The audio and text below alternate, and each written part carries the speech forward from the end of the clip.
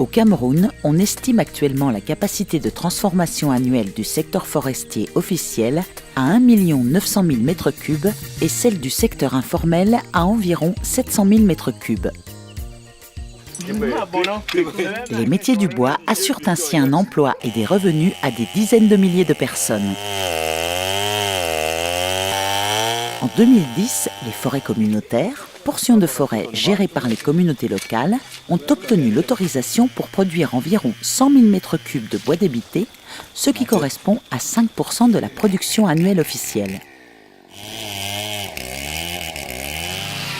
En 2009, 65% des exportations de bois du Cameroun avaient comme destination les pays de l'Union européenne, grands importateurs de bois tropicaux.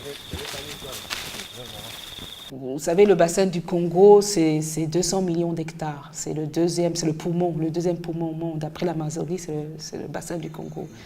Et le bassin du Congo représente un réservoir important du carbone. Il peut absorber jusqu'à 500 millions de tonnes de CO2 par an. Dans le cadre de la lutte contre l'exploitation illégale du bois, l'Union européenne a élaboré en 2003 un plan d'action portant sur l'application des réglementations forestières, la gouvernance et les échanges commerciaux, plus connus sous le nom de FLEGT. Ce plan d'action vise notamment à limiter l'importation de bois d'origine douteuse sur le territoire européen. Dans ce contexte, l'Union européenne propose au gouvernement des pays dont elle importe le bois de signer des accords de partenariat volontaires en vue d'aider ces derniers à mettre en place des mécanismes de vérification de la légalité du bois qu'ils produisent. Le Cameroun vient de signer en 2010 un accord de ce type qui prévoit de vérifier la légalité du bois produit par tous les types de titres forestiers camerounais, y compris les forêts communautaires. Les forêts communautaires ont été instaurées lors de la révision de la loi forestière de 1994 pour favoriser l'implication des communautés rurales dans la gestion et la protection des forêts. Pour définir une forêt communautaire selon nos textes, c'est une portion de forêt qui est dans le domaine forestier non permanent pour laquelle l'administration signe une convention de gestion avec une communauté donnée pour une durée de 25 ans et la superficie d'une telle portion n'excède pas 5 000 hectares. L'État a décidé de donner la forêt aux communautés. Un, c'est pour que la communauté puisse améliorer ses conditions de vie. Et de deux, c'est pour impliquer la communauté dans la gestion de ses ressources forestières. Et qui parle de gestion dit plan d'aménagement, plan simple de gestion, qui explique clairement comment est-ce que la communauté devrait contribuer à cette gestion durable. Donc, ce qui fait que cette gestion doit obéir à certains critères de gestion durable. Donc, rien n'est fait au hasard. Une forêt communautaire, c'est un espace que le gouvernement octroie à une communauté pour exploiter durablement et dont les bénéfices reviennent directement à la communauté. Après plus de 15 ans de foresterie communautaire au Cameroun, les impressions sont très mitigées. En effet, l'impact sur le développement local reste assez faible et peu visible. La foresterie communautaire est un processus qui est extrêmement long, demande un changement de la manière de travailler. Il faut se rappeler également que dans un contexte comme au Cameroun, nous sommes dans un pays en voie de développement. Nous sommes dans des milieux ruraux où le taux d'alphabétisation est assez faible. Et c'est à ces communautés-là qu'on leur exige de gérer une ressource forestière, de gérer une ressource humaine, de gérer une ressource financière, une ressource matérielle. Donc on leur exige un niveau de gestion extrêmement élevé.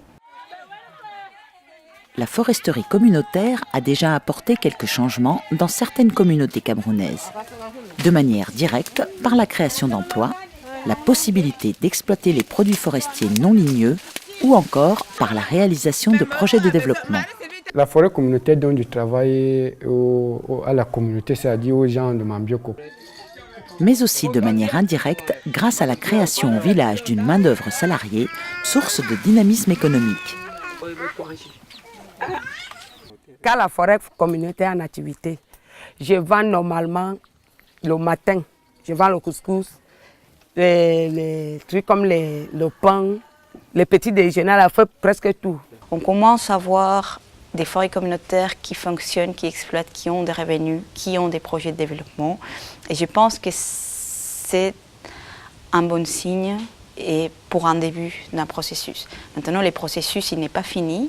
Il faut continuer à l'appuyer en espérant que dans quelques années, il puisse véritablement être autonome. Des avancées sont également notables dans l'amélioration de la transparence dans les relations avec les acheteurs de bois, dans la comptabilité et dans la prise de décision. Les forêts communautaires ont fait un pas en avant dans les aspects de gouvernance. Et aussi, les gestionnaires des forêts communautaires ont de plus en plus le souci de rendre compte aux communautés qui sont en fait propriétaires de la forêt communautaire. Cependant, l'amélioration de la gouvernance reste difficile et demande du temps. Afin de vérifier la légalité du bois qui circule dans le pays, le gouvernement du Cameroun, avec l'appui de l'Union européenne, a réalisé une grille de légalité et est en train de développer un système de traçabilité. Certaines forêts communautaires ont déjà développé un système de traçabilité qui leur permet d'identifier le bois dès l'inventaire à la vente en bord de route. Le projet Partenariat pour le développement des forêts communautaires, financé par le Fonds forestier du bassin du Congo et mis en œuvre par Nature Plus, en partenariat avec Jean Blou Agrobiotech Université de Liège et SNV, a fait un état des lieux sur le fonctionnement actuel des forêts communautaires. Une des études menées récemment par le projet a montré qu'il existe un écart considérable entre les grilles de légalité établies par le FLEGT et la réalité vécue par les populations locales. Elle a aussi identifié plusieurs goulots d'étranglement liés notamment au coût élevé inhérent au respect de la légalité.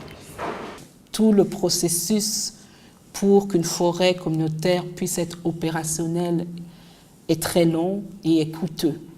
La première difficulté est liée à l'obtention des documents légaux au sein des forêts communautaires. C'est-à-dire, pour entrer en possession des documents légaux, d'abord, c'est très cher. Avant, une forêt communautaire coûtait 5 millions plus, et la communauté étant désarmée face à une situation, ne pouvait rien faire.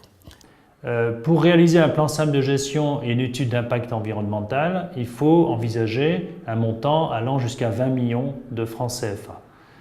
Les communautés ne disposent pas de cette somme et sont donc obligées de s'adresser à des intervenants extérieurs. D'autres difficultés sont liées aux mauvaises pratiques dans un pays connu pour sa faible gouvernance.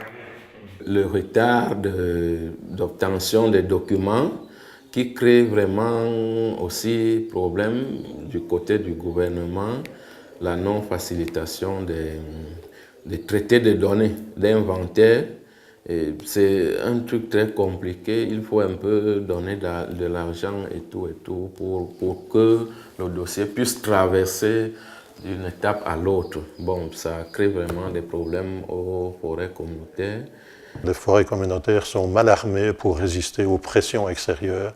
Ces pressions extérieures sont celles venant d'un État qui est pratiquement inexistant à l'heure actuelle, ou très peu existant en tout cas, et avec toute une série de fonctionnaires à tout niveau qui sont devenus totalement indépendants pratiquement et qui vivent de circonstances et qui essaient de tirer un maximum en fonction des circonstances. Je crains fort que les impositions FLEGT soient détournées, ou pire encore, qu'elles soient utilisées au profit des administratifs, des contrôleurs à différentes étapes. Dans ce contexte, des documents légaux peuvent être achetés même en absence d'un fonds de dossier valide et il devient très difficile de vérifier qui respecte réellement la loi. La voie illégale devient vite moins chère et en définitive peu risquée. Les exigences légales portées aux forêts communautaires sont tellement importantes et tellement onéreuses qu'il en va de la rationalité économique que de ne pas les respecter. Vous pouvez ne pas respecter la loi et franchir les différentes barrières de contrôle en payant, alors que si vous respectez la loi, il faudra de toute façon franchir différentes barrières où il faudra payer également. Le projet PDFC documente la situation actuelle et espère que le FLEGT ne vient pas ajouter une difficulté de plus aux forêts communautaires, mais bien au contraire leur donner une opportunité pour alimenter légalement le marché national, voire international. Dans cette perspective, le FLEGT se présente comme une solution, car en améliorant la gouvernance forestière, on élimine la concurrence déloyale des bois illégaux. Si toutes les forêts communautaires rentrent dans la légalité, il y aura l'avenir. Avec l'arrivée du FLEGT, il y aura l'avenir. Seul l'avenir nous dira si le processus FLEGT va permettre une amélioration de la foresterie communautaire camerounaise.